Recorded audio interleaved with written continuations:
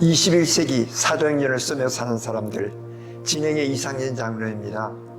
오늘은 저 멀리 인도에서 지난 45년간 하나님의 사역을 감당하시다가 오신 레슬리 목사님 스튜디오에 오셨습니다. 레슬리 목사님 안녕하세요. Hello, Leslie. Reverend Leslie, nice to meeting you. Welcome to Northwest and welcome to GBS Seattle. I'm privileged to be with you this afternoon. Thank you so much. Would you explain about yourself to our audience? Yeah. Way back in 1976, when I was in college, I accepted the Lord as my Savior. That was 1976, October. Since then, I have been trying to follow Jesus. And I soon after my degree in Bachelor of Science, majoring in mathematics, I joined the India Church Growth Mission as a missionary. And officially, I was appointed from 1980 January. Since then, I have been working there, the same mission for 45 years. The Lord has been good and He has been guiding me and leading me. I joined as an errand boy to help the founder. The Lord slowly trained me in different areas. Finally, I became the General Secretary, the CEO of the mission in 2008. Since then, I have been leading the mission the last 16 years. Wonderful. Well, I remember that I met you in 1987, possibly in maybe Mumbai. Yes. My first trip to India was in 1986, sending from our church, Tacoma Central Presbyterian Church, to help the ICGM India Care Mission, India Church Growth Mission with Reverend Anjanania. Since then, we have a very tight and very close friendship and good relationship with your organization ever since then. Yes. Yeah, I'm so happy to meet you again in here Northwest in GBS studio. Can you explain me about when you become a Christian? When I was a student in South India, I had an opportunity to attend the EU Evangelical Union, UESI. The equivalent is IVF Interversity Fellowship. I joined through that. I accepted the Lord as my Savior. And since then, I was involved in making disciples, leading people to Christ. Then I had opportunity to join this mission as a missionary, and I started my work as a missionary since then. Wow. So it was about 45 years ago. Yes. Wow. So when you was in high school, you say? No, it was after my college. Yeah. While I was in college, I accepted the Oh, you accepted Yeah, Christ I was- when you was in the college. I was 17 years at that time. What made you accepted college, accepted Christ when you was in college? Do you have any momentums or the chance? Yeah. Life without Christ was aimless. I was not knowing where I was heading to, and there was no hope, no joy. Just we are living like any other student. And I had an opportunity through one of the staff there, Professor P.T. Rajan, through whom I had the opportunity to attend the evangelistic camp in Pasumalai in South India. There, the second day, the Lord spoke to me and I accepted and confessed my sins and I started following Jesus. Since then, I have been continuing to follow Jesus. Wow. Well, a lot of people, when we just talk about when the people accept Christ from non-Christian family, lots of people say that they have an opportunity to have knowing Jesus while they was maybe senior and junior in high school, but you are in college time. Yes. How was your high school time? Yeah, high school time, actually I come from a kind of mixed background where my father is supposed to be a kind of nominal Protestant Christian. My mother was a Roman Catholic. And we never went to church because we grew up in village. So we never had opportunity to go to church. And so we were almost like Hindus. We grew up. Oh. With that background, I went to college, went to high school in a city. I stayed in a Roman Catholic hostel where I was taught the Roman Catholic ways, but it never gave me peace or joy.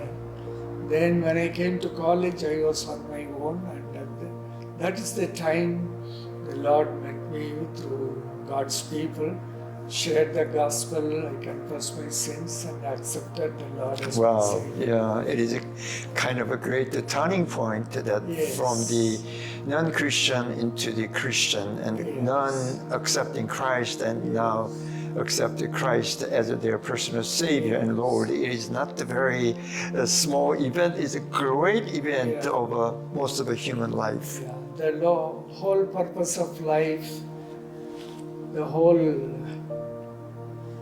goal of life, everything changes towards Jesus. Before that, there was no hope, no aim, just to live like anybody else. Yeah. You mean anybody else means the people just Like to worldly have a people. success? Yeah. Or there are people who want to success, Yeah. or some get married well and they make money and living very enjoy in their lives, more like Yeah. kind of a physically rather than a spiritual basis. Wow. I'm very interested about after you graduated from the school, the university, then did you go to a seminary right away or you did something? I joined India Church Growth Mission as a volunteer Oh. for 4 months, and then I started working among Saurashtras. There is a people group called Saurashtras who have come from Gujarat 350 years back. They came and settled in Madurai, and ICGM had a burden to reach those people. So Reverend Jnani asked me whether I can take up the ministry among the Saurashtras. So the Lord led me there in a dream. I accepted the offer and I started working among the Saurashtras in Madurai. They speak a different language, their culture is different, even though they have been in Madurai for centuries in Tamil Nadu, but they kept their identity as separate. So that was my cross-cultural experience. Wow, you already have an experience, a cross-cultural in your hometown. Yes, so that was my beginning of ministry. Okay, well you said you was joined as a volunteer to ICGM. Would you please explain what ICGM means and what they started and what they are doing? Yeah, India Church Growth Mission basically is a church planting mission with a very clear vision not to work in cities. We don't work in cities. We always go to the villages where there are no churches. We go to the unreached people groups where there are no witness of any Christian witness. So we work in those kind of places. ICGM has been successful in the past by reaching out 50 people groups in different parts of India. That's wonderful. I remember very clearly when I was in India the first time in 1986. Anjanania, who is a founder of ICGM, and myself have discussed about what is going to be some kind of a special strategist, how you reach out to the non-Christians in village area. You know what? I clearly remember. Let's make one church, build up one church in each 10 different the villages, kind of center of 10 different villages, which means about each village they have about 1,000 people there. And 10 villages means about 10,000 people. One church, each 10,000 people. So if we build about 100 church, it's going to be covered 1 million people. Yeah. So that was what we talked about with Nania. By year 2000, let's build 100 church around the Madurai area. Well, even when we just look back, it's not quite successfully done on that. However, it was a great challenging and great plan Yes. for future ministry and future plan for the Christian movement around the area. We have 28 churches in those areas where Yana was talking. We have been successful in planting churches, but the number of people accepting and coming was not that 1,000 people in one church, but it was less number. Yeah, Yeah. yeah, well, And one problem with the villages is most of the people migrate from city to from village to cities, right, and they don't have job opportunities in the village. They move out of town. So even though ICGM churches do not grow very fast as expected, but they go and get assimilated in the city churches. We have our people, the village convents, working in Mumbai, working in Chennai. They move, they spread out everywhere, and they are living testimony in the places where they are. right. Yeah. There is another way that those who are very well trained and very strong Christian spirit, and when they move out to some different town and country or different state, they still being a great witness for Christ in the area where they are working around. Yes. That is one of a very strategic and very great the plan to train the people, Yes. especially those who moving out of town to work to find the jobs. Right? Yeah. Well, the ICGM was started in Madurai area. Yes. And eventually there is a quite of a numbers of general secretary was changed. Yeah. I remember Dr. Hansen, Dr. P.T. Rajan, P.T. Rajan, then Joshua Jayakumar, then Dr. Mohan. Mohan, Dr. Mohan, Yes, after Dr. Mohan, Reverend Titus took Titus. over. So after Titus, I took over. Wow, I remember every single one of them. Yeah. Those have Because you have been visiting every year. yeah. Well, ever since 1986, I was there once every year. It is a kind of a very memorable things that I cannot forget. But times go by fast, about 30, almost 40 years. Times go by so fast, is it not? When I met you at the first time, I remember I met you in Mumbai. At that time, you were just graduated from the seminary. What's the name of seminary you graduated? Union Biblical Seminary. Union Biblical Seminary is one of a very high standard, very well-known seminary in India. Where the founder also studied his theology. Jnani also studied there. I see. Yeah. Nanya also studied there. And it one of I can say in the United States that is same kind of equivalent the school for Princeton's, Yeah. which is a very well known the school especially that school was started with the theological department. Now that the Princeton is a kind of all covered many different colleges in there. So I wonder, when is your decision, or what is make you motivation to come to the unreached people? Yeah. When I was studying in the college, I met a professor who had come to India to do Bible translation in one of the people groups. But the government did not allow her to do that. She was expelled from the state. So she happened to be my teacher.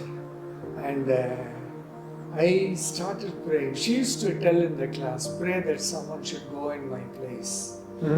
Where she come from, you say? She's from Canada. Canada. Oh. So when I started praying, I felt God was asking me, what are you going to do?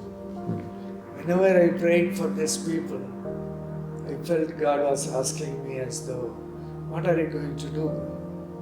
You're praying for whom to send. Why don't you go? So after much struggle, I obeyed the Lord and said, Lord, I will go. That's how I committed to go to the central India. I went there. Soon after my degree, I went to Madhya Pradesh in the year 1989, after my marriage. I told my wife also, she's also from UBS, that's the same institution where I studied. I spoke to her about this people group, and then we both decided we will go. And by the time we went through the training for cross-cultural missionaries, my son was born. So we took him when he was 5 months old to North India. That's how we started. Wow. It sounds like what is reminding me what you're saying about your calling is that, and you respond, is that on Old Testament, Isaiah, when the angels, the Lord just asked Isaiah that who I can send. You know, there are a lot of people are looking for the words, and then when he responded that, Lord, here I am, send me. You did exactly the same like that, like Isaiah responded. It is a hypocritic prayer if you don't commit yourself and say, Lord, send someone. That is hypocritic. It's not a real prayer. So when I spoke to God, I felt God wanted me to go. I said, okay, Lord, whatever you say. So that's how we committed to go. Wow. I feel like that when you say a lot of Korean missionaries, when they go out to the other countries, overseas countries to go to mission field, they already concerned about their children and their children's education and for children's future. But you come to the mission field without any hesitation with your 5-month-old boy. Yeah, we knew God has called me. Once God has called, God will take care of you. Yes. Wow, that's a great faith. Even Matthew 6:32. The Father in heaven knows what I need. Wow. So the Bible is the same Bible you read as the Matthew chapter 6:32. God knows that what we need, but the people still concerned and worry. They are much fear something. What things maybe not happen, but what happens if happen. But you are very bold young man at that time, that you trust in the Lord very strongly. Wow, that is kind of His grace. wonderful, wonderful. So you went over to the country, Pradesh. where is that? Yeah, Madhya Pradesh is Madhya nothing Pradesh. but central India. No, Central India. It's a Hindi word. Madhya is central.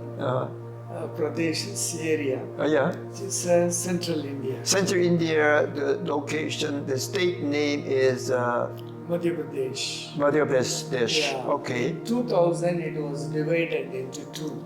It was bifurcated as Madhya Pradesh and Chhattisgarh. Oh, Chhattisgarh and that the state getting separated Yes, in 2000. in 2000. Yes. I see. Well, I went to Chhattisgarh. Yeah, you had visited. Maybe maybe a couple of times. That is kind of a central location in whole India, and that is kind of a forest and a very mountain, Yes. hilly country there. Yes. Wow, yeah, wonderful. So, what was happening at the time you get into the Chhattisgarh area, which is the forest places? Yeah. When we went to the village and started living there.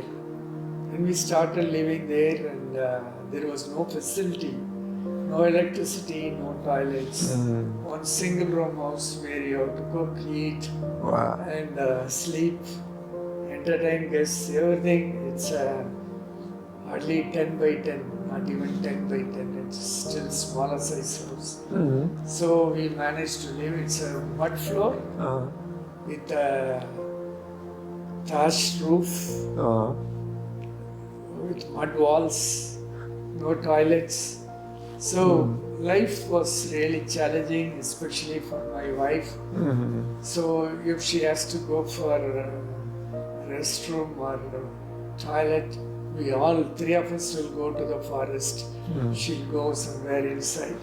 We have to carry out water, and then life was like that for almost 3 years. Wow. We lived like that. Wow. For 3 years, you live like just like kind of a tribal people, and wow, unbelievable.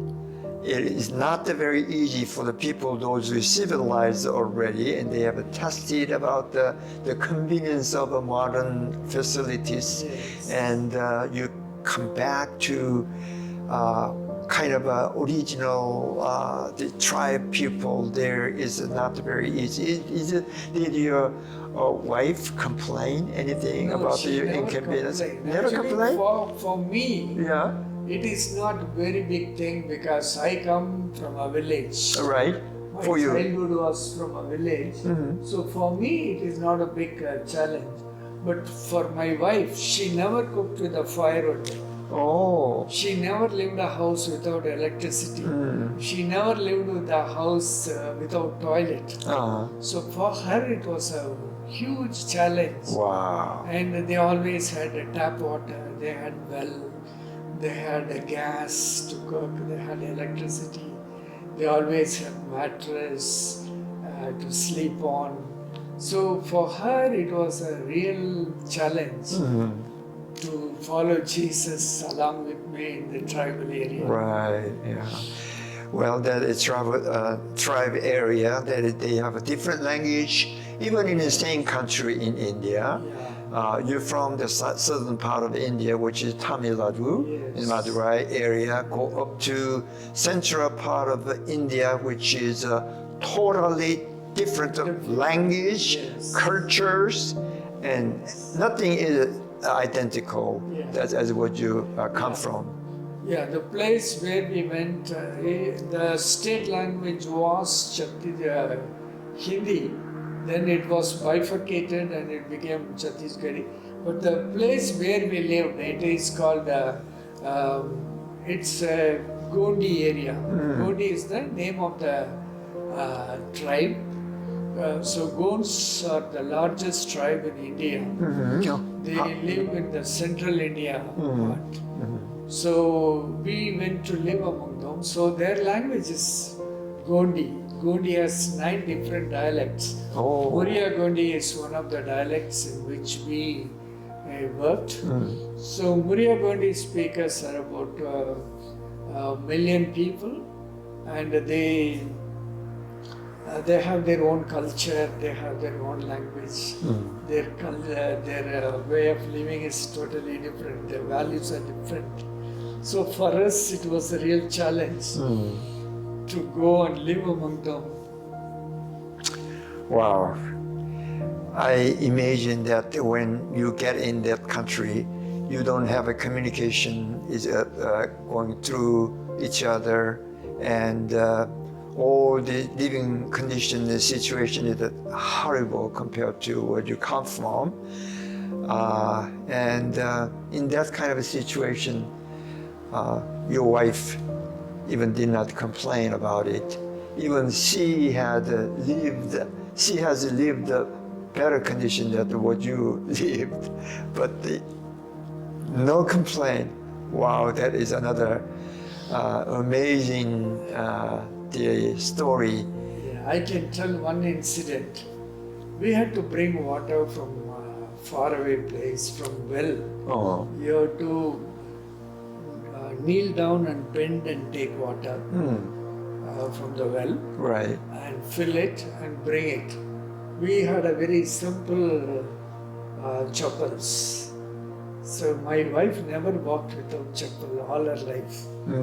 She's from Bangalore, one of the cosmopolitan cities in India. Her chappal broke, the strap broke. She couldn't manage. She had the pot on her head like a villager and held the chappal and came. She broke down and cried. Wow. She used to live in one of the advanced city in India, which is Bangalore. Yeah. Wow. I told her, if she can't manage, we'll go back. She said no. Wow. So from there, just to fix it is not very expensive. It is just 2 rupees to change the strap. And we had to walk 3 kilometers, take the bus, that is 2 rupees each for 2 of us, 4 rupees, going and coming 8 rupees, and buy the strap for 2 rupees and return, come back walking 3 kilometers. It's ridiculous, but that's how the life was. Wow. 3 kilometers. That was the only thing. That is the only time she was really broken. Otherwise, she was good. I always said, I will not do anything which you can't manage. We'll do it together, whatever we do. Yeah. So that's how we did. Yeah. When I was there in your first places, it's much better the kind of house before. Yeah. Later, the Lord took us to a nearby town. What happened was, I was down with malaria many times, almost 22 times. Really? The repeated malaria, doctor advised not to live in the village. So we had to move to a nearby town, and there we moved. And I had to take, I don't know whether you know about pyrimethamine. That medicine was available in the US only. I had to take every week 2 tablets to avoid getting malaria again.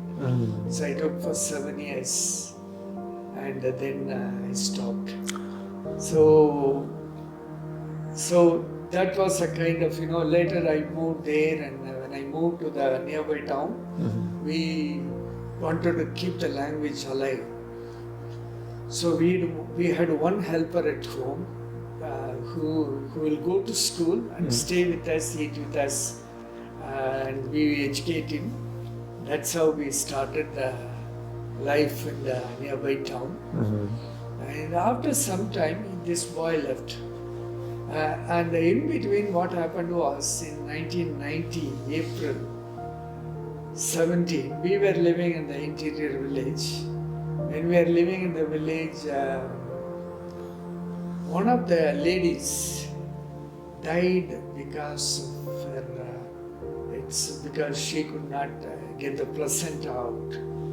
It was a home delivery. Then she delivered the girl baby and left the baby, and she died. We went to the house, spoke to them, and I couldn't speak much. Sheila was speaking. She, whatever Hindi she knew, with the Hindi she was talking to them. She asked, what will happen to the baby? And they said, it will die tomorrow, we will bury tomorrow with the mother. Okay, now we have a time's up, so well, why don't we continue on to next time when we're getting together about your very serious and very useful the story that we'd like to hear again. Yes. Okay, we'll see you next time. Thanks so much, Reverend Leslie. Everyone have a wonderful time, and we'll see you next time.